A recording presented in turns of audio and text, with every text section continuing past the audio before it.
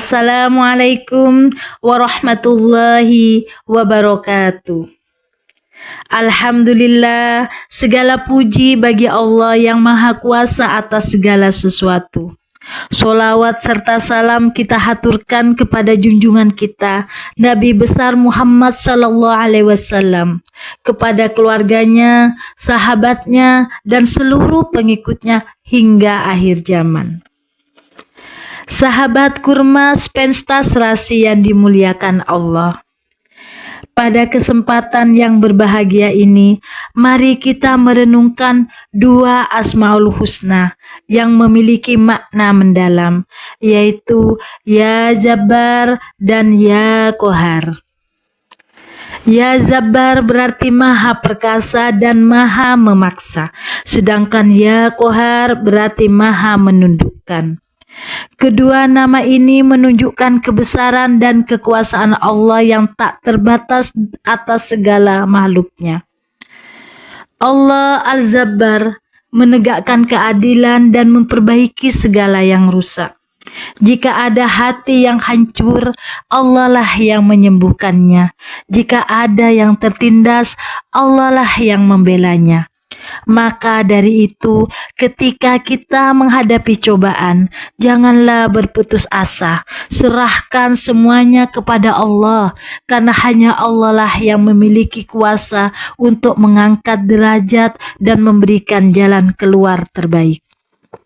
Di dalam Al-Quran, nama Al-Jabbar disebutkan dalam surat Al-Hasr ayat 23. Bismillahirrahmanirrahim. Wallahu alladzi la ilaha illahu al-malikul quddusus salamul mu'minuna muhaiminu azizul jabbaru mutakabbir subhanallahi amma yusrikun, yang artinya dialah Allah yang tidak ada Tuhan selain Dia. Dia Maha Raja, yang Maha Suci, yang Maha Damai, yang Maha mengaruniakan keamanan, Maha mengawasi, yang Maha Perkasa, yang Maha Kuasa, dan yang memiliki segala keagungan.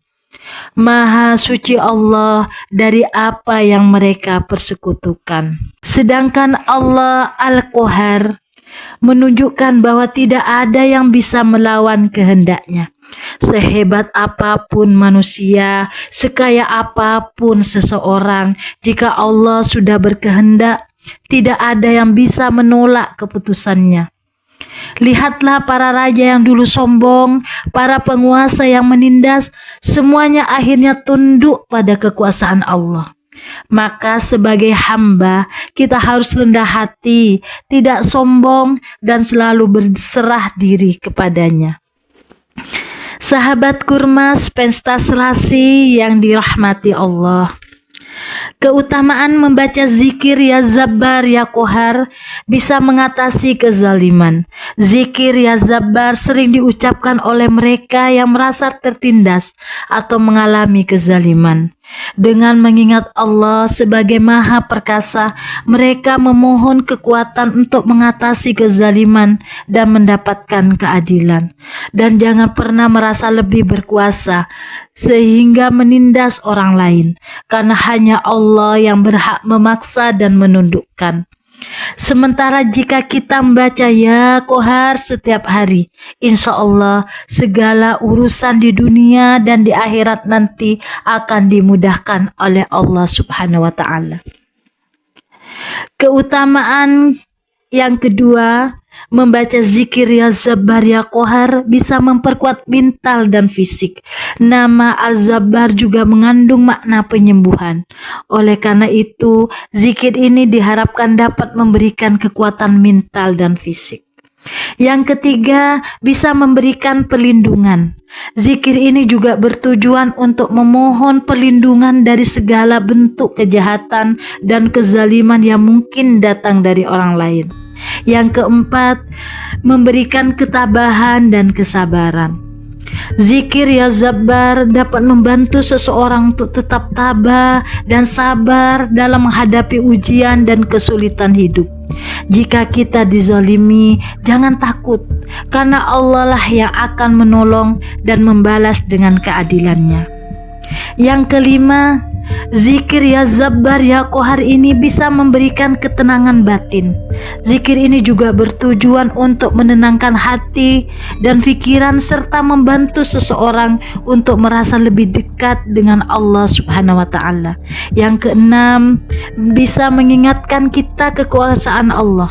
Zikir ini juga mengingatkan umat Islam untuk kekuasaan mutlak Allah Subhanahu wa taala dan bahwa tidak ada kekuatan lain yang dapat menandinginya.